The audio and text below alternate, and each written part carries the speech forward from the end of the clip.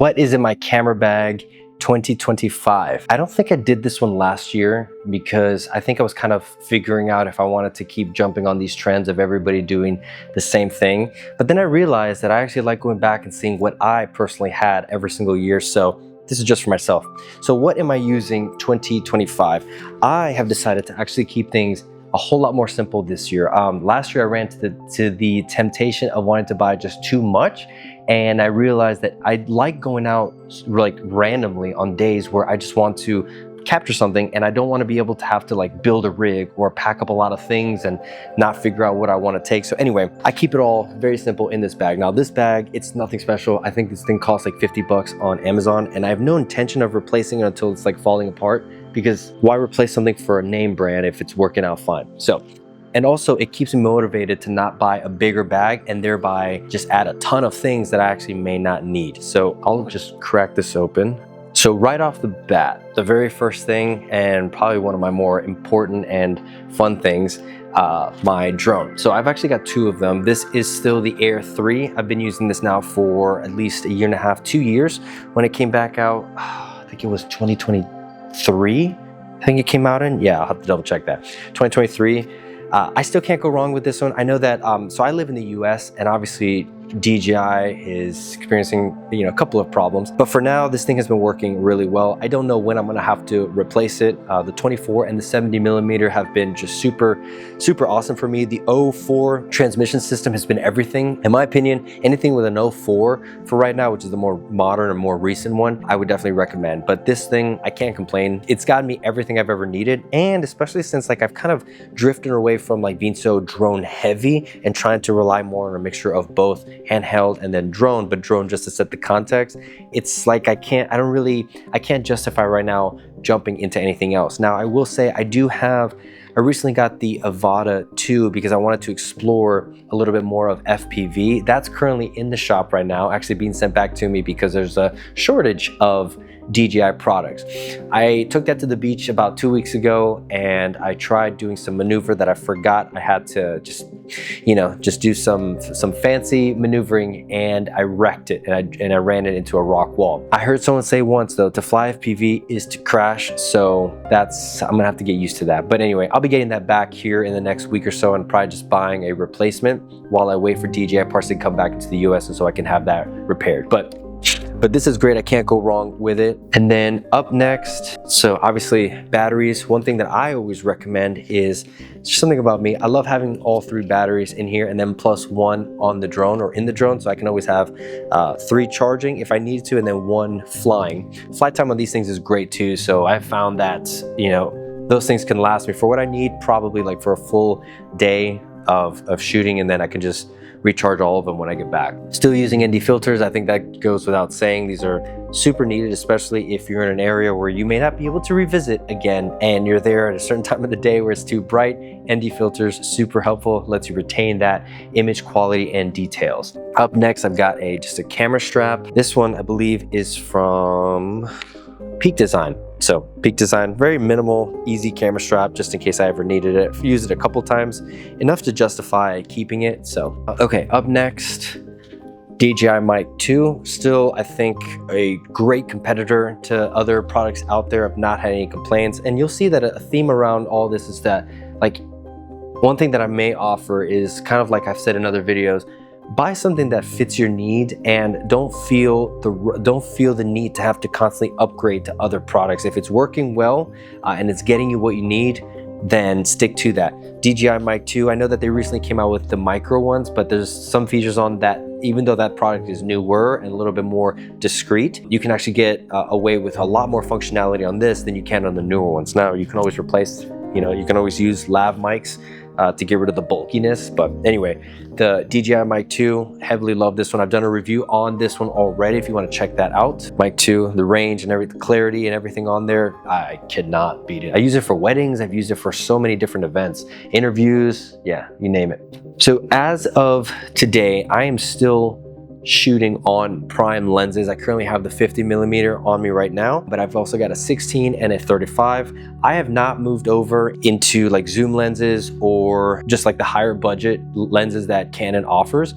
only because of just pricing. That's really it. I think that there may come a point where I may have to, I'm actually really considering this, like just selling all 3 of these and just buying 1 lens. I'm at that point now. So right now it's just been a matter of just budget, but the 50, 60, and 35 have been everything I've ever needed. I don't really need much beyond that. If I ever do need to get past like 50, like into the 70 to 200, I'll just go rent a 70 to 200, which I did for Scotland, and that was great. Awesome review there if you want to check that out. But yeah, right now 16, 35, and a 50 has got me everything I need. I just hate the constant changing them out. Like if I'm shooting on a 50 and all of a sudden I need the details of a 16 or a 35, constantly having to move between that is just a pain.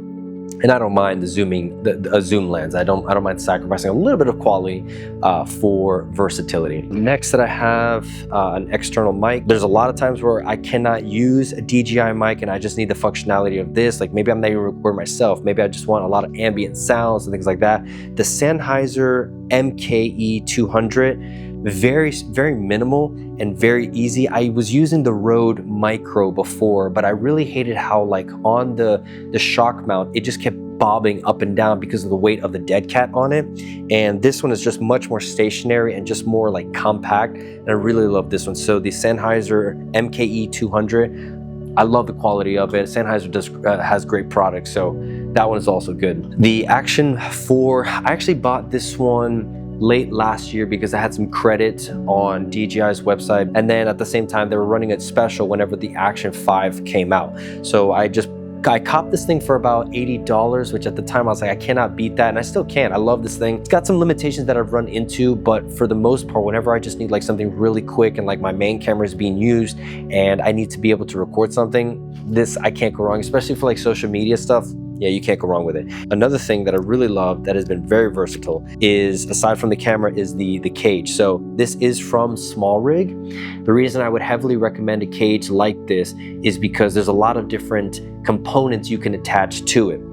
I've been able to actually use things like a magic arm and things like that on this and hook it up to places that I would not have otherwise been able to because of this cage. So definitely recommend getting a cage for that. So this is, I rarely use this, but it's kind of an interesting thing that I bought. Last year, I was getting a bunch of advertisements for these disposable lenses and how this is basically a lens cap for the body of your camera, but it's actually somebody figured out a way to put like a Kodak lens on it from a disposable camera, so that straight out of your bag, before you've even put a lens on it, you can actually start taking pictures with the disposable lens attached to the camera cap. And it looks like a disposable camera, which I thought was cool. I've rarely used it, but this has just become my default like cap for the body, and I don't even know where the original cap is, but I just thought that was a neat little party trick or a gimmick. If you want to take disposable camera photo styles, if you wanted to take disposable camera style photos using your camera body. I always keep a deck of cards. I just recorded a video with these, that's why I have 4 of them, but just always have a deck of cards with me. It's a nice little fidget toy. If you want to check out these cards and see where I get them, I'll include the link to the website. This is the only brand of cards that I use. I just like to fidget with them. They're a nice disconnection from technology and just something in your hands that feels really nice and really good. Like these cards, the quality of them is awesome too. Like these cards, these in particular, are 10 years old, and I have used and abused them, and they still feel, these are over 10 years old, and they still handle like they're brand new. So I've got a ton of these. So if you like cards, if you want to cop a deck or 2 and you just want to take a look at that, I will include the link to the website I buy it from. And here is actually a code that you can use at checkout to save yourself 10%. I don't get any money from this kind of transaction, but I do get points just so I can trade in for like decks of cards or things like that. It's just like an affiliate program, but for like rewards instead of cash. So a couple of last things, really, just like minor stuff. So I'm not going to take this off.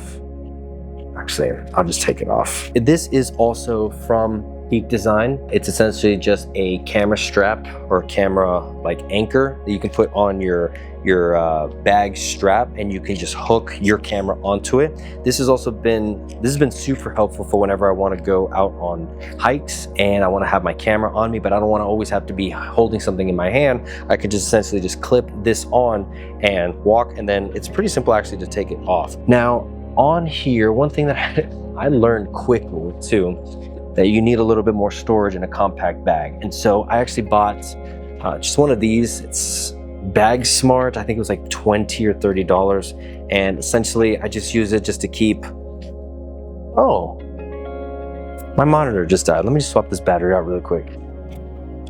Okay, well, it helped to have one of these things. For the longest time, I actually have a pouch here on my bag, or in my bag, where I would just throw everything in there, and it was actually getting a little chaotic having to sort for like a cable or an SD card. And so I just decided, let me just buy myself one of these, and well, it came in handy. So I just keep like things like tools, cables, SD cards, screws, and just a bunch of other little things that I would eventually use on my camera rig. Find yourself a storage bag and put everything in there. So shooting on the Canon R8, which is, look, it's fine budget-wise. I'm gonna work with it. The Canon R8 has served me really well. However, the battery, I've often run into a huge amount of issues with that. But I bought myself a V-mount battery. This has significantly extended the life of my camera, like the battery life, to where like I'll go like on an 8 or 10 hour shoot and I never have to like worry about the battery dying.